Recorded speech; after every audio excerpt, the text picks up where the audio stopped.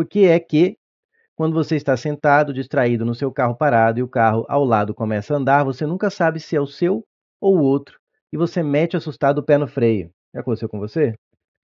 Você tomar um susto, assim, tá meio distraído, olhar para o lado e ver o carro parece que você está indo para trás. Isso acontece porque os conceitos de repouso e movimento, além de serem relativos a um referencial, também são simétricos.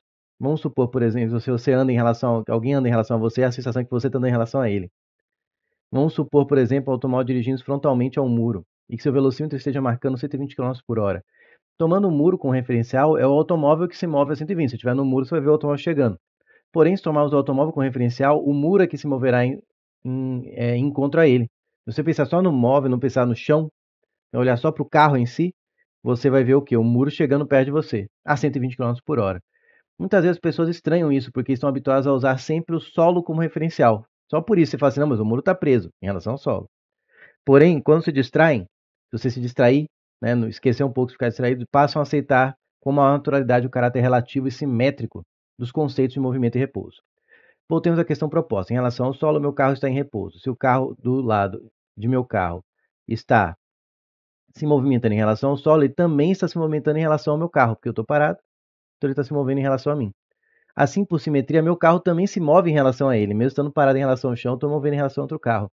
Embora meu carro esteja em repouso em relação ao solo, ao olhar para o carro ao lado em movimento, porque ele passa a ser meu referencial, isso me dá a sensação de também estar em movimento em relação ao solo, por isso piso no freio e eu estou parado. Fonte Vesta de 1985. Texto antiguinho, hein? Com relação ao texto, imagine dois veículos, 1 e 2, que partem de um mesmo ponto. Agora vem a parte crucial mesmo, assim, as informações que eu vou usar diretamente para responder. Imagine dois veículos 1 e 2 que partem de um mesmo ponto e, ao mesmo tempo, de uma mesma cidade hipotética, A. Então, eles partem de um mesmo ponto, ao mesmo tempo, de uma cidade A, que está a uma distância de 600 km de uma cidade B, em direção a essa cidade. Suponha que o veículo 1 execute esse trajeto em 6 horas, o 1, e o veículo 2 faça em 8 horas. Então, o veículo 2 foi mais devagarzinho, na média. A grande sacada dessa questão é entender o conceito de velocidade média. Afirma-se, visto os conceitos de referencial, movimento e repouso, que, mas na verdade, acho que a ideia principal aqui que você tem que saber é a velocidade média.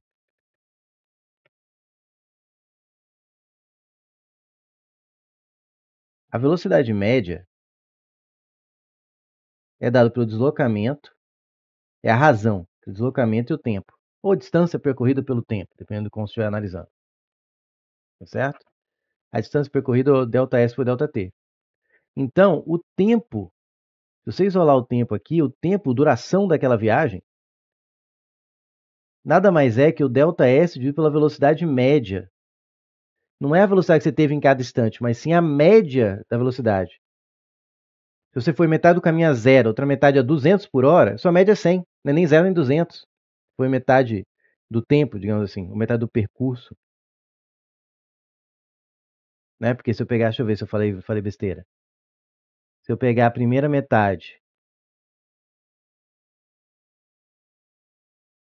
a 100, se eu pegar tudo a 100, minha média é 100. Mas se eu pegar a primeira metade do percurso a 100 e a outra a 50, a média vai ser mais no meio disso aí. Vamos falar assim para não fazer todos os cálculos, vai depender de quanto foi a distância exatamente, quanto foi o tempo cada um, mas enfim. O que eu quero dizer é que o tempo que eu demorei para chegar de um lugar a outro, se eu demorei mais, não quer dizer que eu fui lento o tempo todo. Eu posso ter ido lento no início e rápido no final.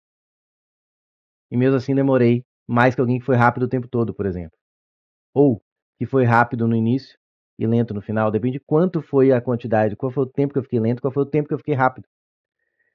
Então, eu ter chegado depois, pode ser que eu tenha corrido muito, ficado na frente, e depois parei um tempo, fiquei comendo lanche, e aí minha viagem total demorou. Eu fiquei dormir, minha viagem total demorou 8 horas. Outra pessoa foi mais devagar, mas foi sem parar, ficou 6 horas, me ultrapassou em algum momento. Percebe? Era essa a grande sacada dessa questão. Afirma-se visto os conceitos tal. O automóvel 2 percorreu uma distância maior que a percorrida por 1? Não, ele falou a distância foi a mesma. Da cidade A até a cidade B saíram no mesmo lugar, vão chegar no mesmo lugar. Tá? Então você imagina aqui, ó, tem a cidade A, tem a cidade B, tem o percurso ali, tá? E dá 600 quilômetros. Eu até não fiz época, não precisa ser. E os dois percorreram esse mesmo percurso. Só que um demorou 8 horas e o demorou 6 horas. Então, distância maior? Não, foi a mesma. A velocidade escalar média de 2 foi maior que a de 1? Não, a média eu posso afirmar.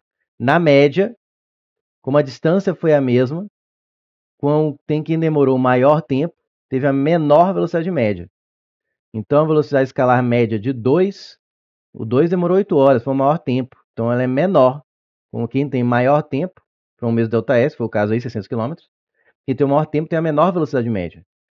Então, aqui falar que a velocidade média de 2 é maior que a de 1, não. É menor, porque demorou mais tempo. Sobre a média, eu posso afirmar isso categoricamente. 1 e 2 não pararam nenhuma vez durante a viagem? Não posso afirmar isso, não tem como ser. Pode ser que sim, pode ser que não. E aqui, ó, afirma-se. Isso aqui não posso afirmar. Tá?